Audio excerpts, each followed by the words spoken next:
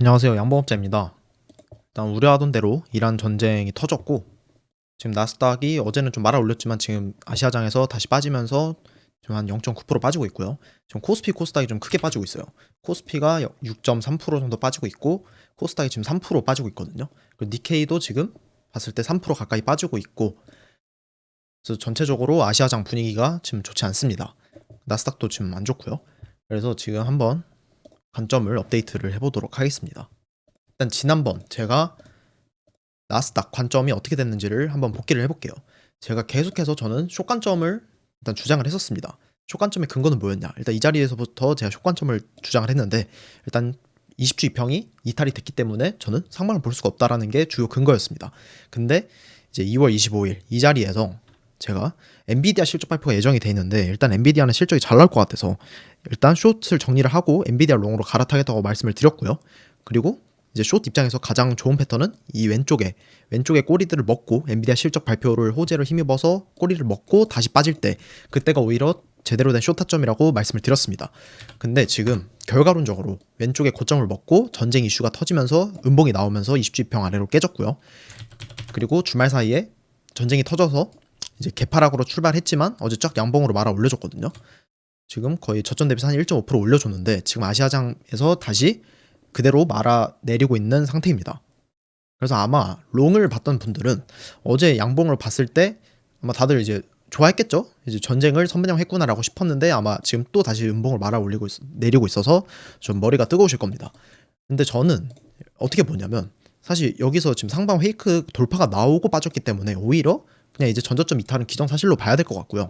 그리고 심지어 일단 어제 자리에서 20주 이평도 회복을 못 해줬고요. 지금 20주 이평에서 저항을 받고 있는 캔들로 보시면 될 것 같습니다. 그리고 어제 사실 반등은 뭐였냐 라고 봤으면, 그냥 개파락 자리는 3차 자리였어요. 1차, 2차, 3차. 그러니까 3차는 원래 구라잖아요. 제 구독자들은 다 아시죠? 그러니까 3차는 구라니까 쫙 올리고 그 다음에 지금 빠지는 자리가 4차기 때문에 오히려 지금 자리는 빠졌을 때 크게 빠질 수 있는 자리다라고 보고 있습니다. 그 차트를 조금만 더 뜯어보면 이 차트도 이제 구독자분들은 계속 제가 말씀드렸던 내용인데, 좀 주봉 추세 지표, 흰색 추세 지표를 주봉 캔들로 이탈을 하면 저는 이제 모든 롱 포지션은 다 종료를 할 거라고 말씀드린 바 있습니다. 근데 지금 이번 주에 그 흰색 추세 지표를 이탈한 상황이고요. 오늘, 그러니까 어제 반등이 막힌 지점도 이 흰색 지표에서 저항을 받은 거예요. 그럼 보시면 한 번 더 처음 보신 분들을 위해서 제가 상기를 시켜드리겠습니다. NDX 차트로 볼게요. 자, 나스닥 지수 차트로 보면 다크버블의 고점을 2016년에 넘었고요. 그 후로부터 이 추세 지표를 이탈하고 나서는 항상 폭락장이 나왔습니다. 2018년 미역 분쟁, 미중 분쟁으로 터졌고, 코로나로 터졌고, 여기서는 역대 금리 인상 각도를 가파르게 하면서 터졌고, 그 다음에 관세빔, 25년 2월에 관세빔 하면서 터졌고, 그 다음에 이제 지금 주봉 지표를 이탈을 한 거거든요. 그래서 여기서 추가적인 어떤 악재가 나올지는 아무도 몰라요. 근데 일단 차트만 봤을 때는 상당히 암울하다라고 볼 수 있습니다. 그리고 이 저점 자리들을 영문에서 알람이 울리네. 일단 여기서 저점 지표들이 언제 저점을 찍었냐라고 봤으면 제가 다 답을 알려드렸죠. 주봉 50주 이평, 50주 이평의 볼린저 이 값을 하면 이 지표 저점들을 다 잡아낼 수 있다고 미리 근거를 공유 드렸습니다. 그러면 이번에 나스닥이 만약에 이 추세 지표 이탈이 찐이라면 그 다음 저점 자리는 이 볼린저 밴드 하단 자리겠죠? 그럼 대략적으로 2만 포인트, 나스닥 2만 포인트가 이탈될 가능성을 봐야 되고요. 일단 이 갭 자리, 나스닥 지수 기준으로 2만 200자리까지는 내려온다고 기정사실로 받아들여야 됩니다. 그러면 18% 정도 빠지는 자리가 나오고요. 그러니까 나스닥이 한 20% 빠진다고 보시면 돼요. 근데 이거는 제가 지금 막 음봉이 나와서 말씀을 드리는 게 아니라 그냥 계속해서 제가 이때부터 계속 그냥 주봉 추세지표 이탈하면 저는 숏을 볼 수밖에 없다라고 계속 말씀드린 바 있고요. 그리고 제가 지표도 다 드렸으니까 한번 본인이 직접 돌려보시면 좋을 것 같습니다. 근데 여전히 일단 나스닥 다시 가서 보면 저는 상방 관점을 보려면 제 기준에서 20주평을 위로 올려주는 캔들이 나와야 돼요. 그리고 아니면 최소 이 추세 지표라도 위로 올려줘야 되는데 일단 그 두 개가 다 충족이 안 됐기 때문에 저는 숏 관점을 볼 수밖에 없습니다. 근데 이게 오해하시면 안 되는 게, 숏 관점이라고 해서 제가 무조건 막 풀숏을 치라는 게 아니에요. 사실 숏은 먹기 힘들거든요. 숏 포지션 자체가. 그래서 그냥 저는 오히려 눌림 롱 자리를 기다리면 푸근하게 그냥 수익을 얻을 수 있으니까, 그냥 좀 실력이 좀 딸리시는 분들은, 잘 안 되시는 분들은 오히려 그냥 눌림 롱 자리를 봐도 무방하다고 생각을 합니다. 그리고 지금 5일 차트 한번 볼게요. 사실 지금 전쟁이 났을 때 일단 다 지우고, 전쟁이 났을 때 전쟁이 나면 무조건 숏이다 이렇게 생각을 하면 안 됩니다. 왜냐하면 전쟁이라는 이슈 자체가 미국 정부에서 돈을 풀 수 있는 재료이기 때문에 전쟁이 나고 오히려 증시가 급등하는 경우도 있었거든요. 단기적으로 빠지더라도. 그래서 이제 전쟁만 보시면 안 되고 왜 지금 증시가 빠졌는지를 이해를 해야 됩니다. 근데 일단 첫 번째로 증시가 빠지고 있는 이유는 유가 때문입니다.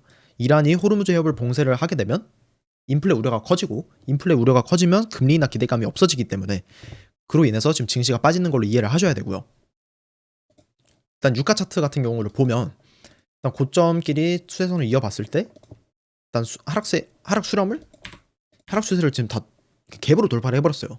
갭으로 돌파를 했기 때문에 사실 80불은 간다고 기정사실을 봐야 되고, 이게 수렴 목표치를 찍어보면 100불도 보이거든요. 사실 보시면 최소가 82불, 그다음에 0.5자리를 찍어보면 0.5자리가 99불, 그냥 100불이죠.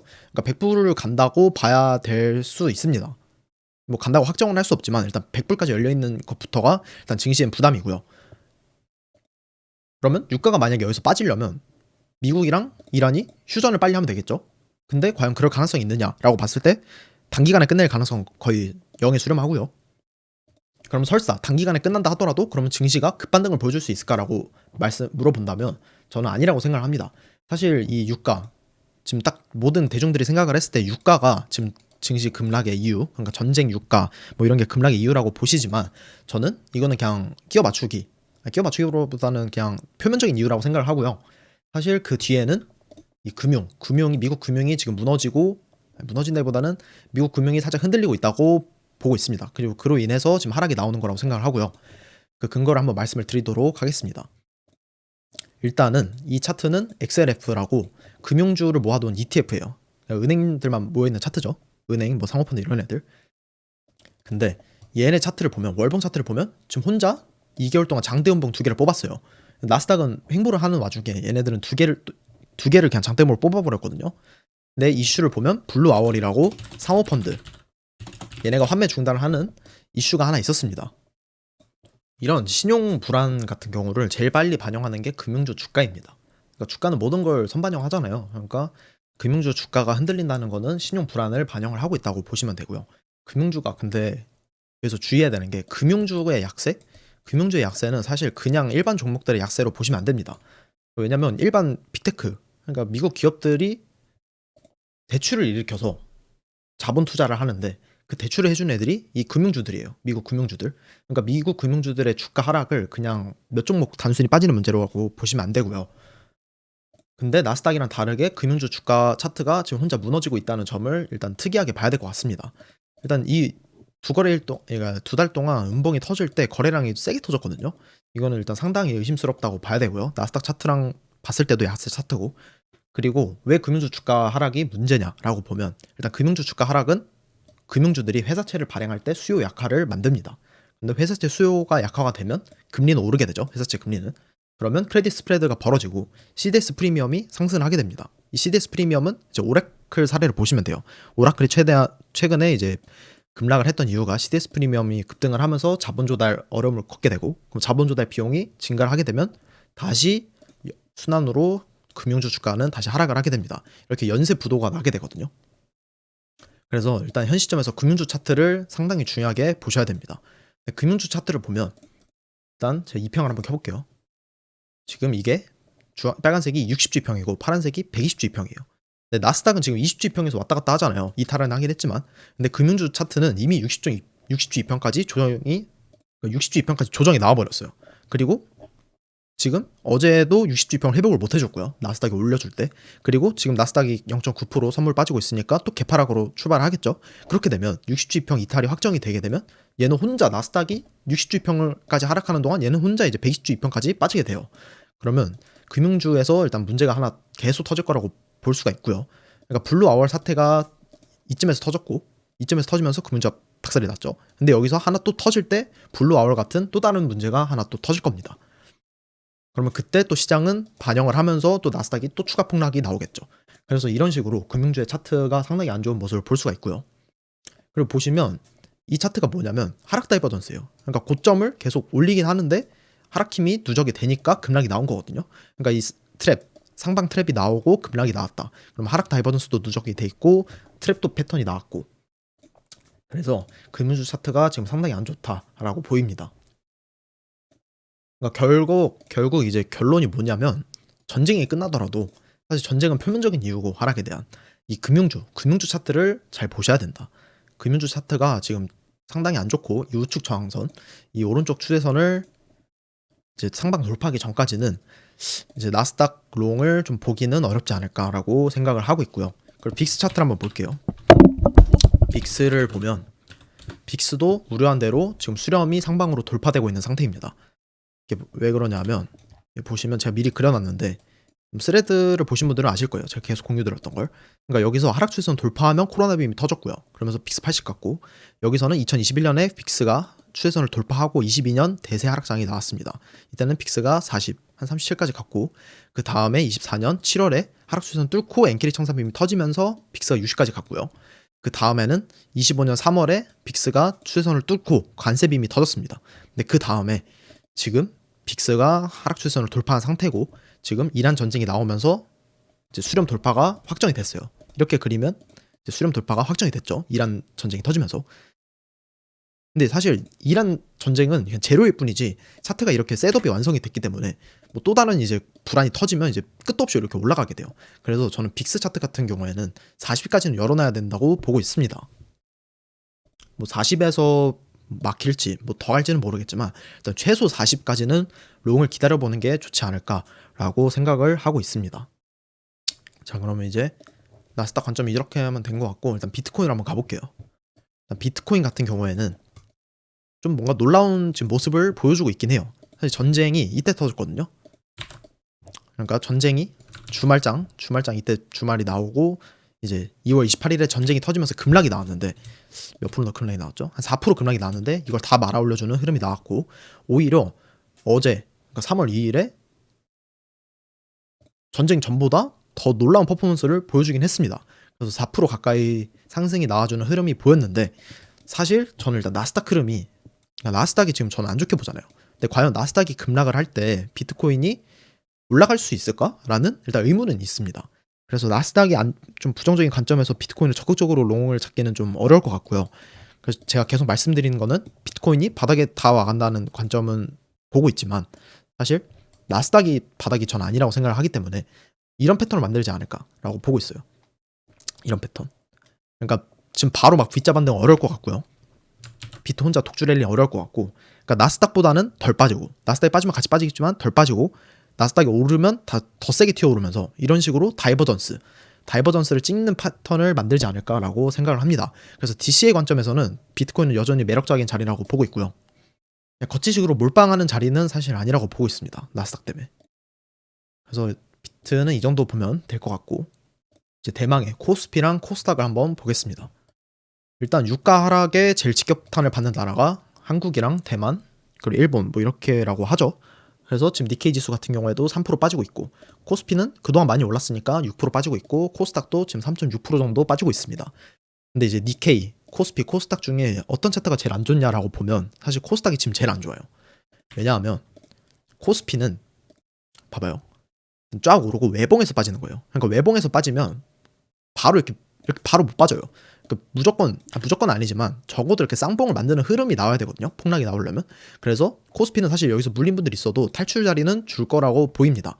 근데 코스닥은 이미 여기서 왼쪽 고점을 만들고, 그 다음에 오른쪽에서 빠지는 자리, 그러니까 쌍봉을 만들고 빠지고 있기 때문에 얘는 뭐 이렇게 출렁거리는 흐름이 있긴 하겠지만, 다시 전고점을 치고 이렇게 빠지는 흐름은 만들기 어렵고, 오히려 이 자리, 그러니까 코스닥 선물 기준으로 1900짜리를 이탈했을 때 쌍봉 관점이 나오면서 1600까지 빠질 가능성이 높습니다. 1600짜리는 이 갭자리이면서 이제 월봉 추세선 리테스트 자리거든요. 그래서 코스닥 같은 경우에는 지금 차트가 상당히 안 좋아졌다라고 보입니다. 그리고 코스닥이 안 좋은 이유는 얘가 장 초반에 상승하는 척을 했어요. 그러니까 얘가 코스피는 빠지는 와중에 혼자 이렇게 올랐거든요. 그러면서 뭐야, 코스닥은 정부가 밀어준다고 했으니까 진짜 돈이 들어오나? 라는 심리를 만들었고, 결국 사람들로 하여금 여기서 탑승을 하게 만들었습니다. 그리고 지금 쫙 밀어버리고 있는 거거든요. 그래서 이 자리, 그러니까 정고점 자리 2140짜리 이 자리에 많은 분들이 물려 계실 겁니다. 근데 과연 제 생각에는 이걸 다시 과연 위로 쳐주면서 살려줄까라는 의문이 들고요. 만약에 살려주는 파동이 나오면 이건 찐돌파라고 봐야 됩니다. 근데 그럴 가능성은 좀 낮아 보이고요. 나스닥이 안 좋기 때문에. 또 코스닥 같은 경우에는 일단 상당히 암울하다 차트가. 페이크 패턴이 나오고, 페이크 패턴이 나왔다는 거는 하락 다이버스를 찍었다는 거예요. 하락 다이버스 찍었죠. RSI는 낮아지고 코스닥 종가는 올라가고, 하락 다이버스 찍었기 때문에 더 추가 하락이 예상이 되고요. 그리고 종가를 또 잘 보셔야 되는 게, 이 고점과 이 고점을 둘이 이었을 때 추세를 위로 뚫었잖아요. 근데 뚫는 게 구라였죠. 그럼 다시 아래로 내려왔잖아요. 그러면 어디까지 빠지냐? 그 다음 하락 추세까지 빠집니다. 최소 1800, 1840, 한 요 정도까지 하락 추세까지 빠진다고 봐야 되고, 근데 이 자리가 빠지면 어떻게 되죠? M자 패턴이 완성이 됩니다.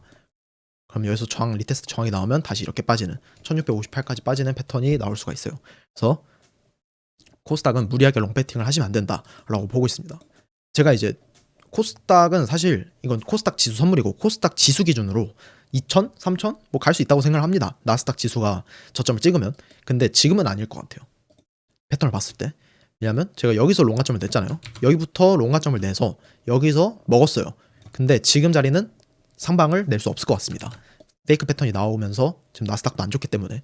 그래서 저는 적극적으로 지금 비중 관리를 해야 될 시점이라고 보고 있고요. 그리고 코스피를 다시 한번 볼게요. 코스피는 제가 계속 말씀드렸던 선이 대략적으로 이 선입니다. 이 고점을 높이고 있는 추세선을 지지를 해주면, 그러니까 여기서 지지가 나온다면 7점까지 가는 파동이 나오는 거고, 여기 밑으로 빠지면 이제 조정이 가파르게 시작이 된다고 말씀을 드렸어요. 왜 조정이 가파르게 시작이 되냐? 이게 페이크였던 거거든요. 고점 돌파가 페이크였던 거기 때문에 이제 급락이 어느 정도 나온다고 봐야 될 것 같고, 그럼 어디까지 나오냐라고 봤을 때 대략적으로 이게 좀 예상을 하긴 힘들죠. 코스피 같은 경우에는 일단 한 5,500? 뭐 5,500 한 이 갭자리 정도에서는 어느 정도 1차로 매우세가 들어올 확률이 높지 않을까라고 보입니다. 왜냐하면 코스피는 2평이랑 같이 켜봤을 때 일단 21이평 뭐 이런 자리에서 받으면 먹을 수는 있어요. 왜냐하면 코스닥이랑 다르게 외봉에서 빠지고 있는 자리이기 때문에 어느 정도 튀어오르는 흐름이 나올 수밖에 없다라고 보고 있습니다. 근데 또 이런 거 또 조심하셔야 되는 게, 사실 이런 자리일 수도 있거든요. 그러니까 여기서 2024년 여기를 볼게요. 코로나 빔 터지기 전에 어쩌면 지금 자리가 이런 자리일 수도 있는 거죠. 그러니까 이 고점끼리 높이는 추세선을 트랩 패턴이 나왔고 훅 빠졌어요. 근데 제가 말한 데드캣은 이런 데드캣. 그러니까 여기서 계속 매수를 받았으면 결국 살려주는 흐름이 나오거든요. 외봉에는 바로 안 죽기 때문에. 그래서 근데 너무 무리한 또 몰빵을 하면 안 돼요. 이 패턴만 믿고. 왜냐하면 또 이런 패턴이 나올 수도 있어요. 24년 8월 엔캐리 1003빔 때를 가보면 이때도 고점끼리 이게 트랩 패턴이 나오고 훅 빼잖아요. 근데 살려주긴 하는데 여기서 다 죽이고 나서 살짝만 반등 주고 다시 죽일 수도 있어요. 그래서 너무 외봉에서 무조건 안 죽는다 라고 했을 때 막 22평 이런 데서 풀매수를 박으면 안 되고 적절하게 분할매수 관점으로 보셔야 됩니다.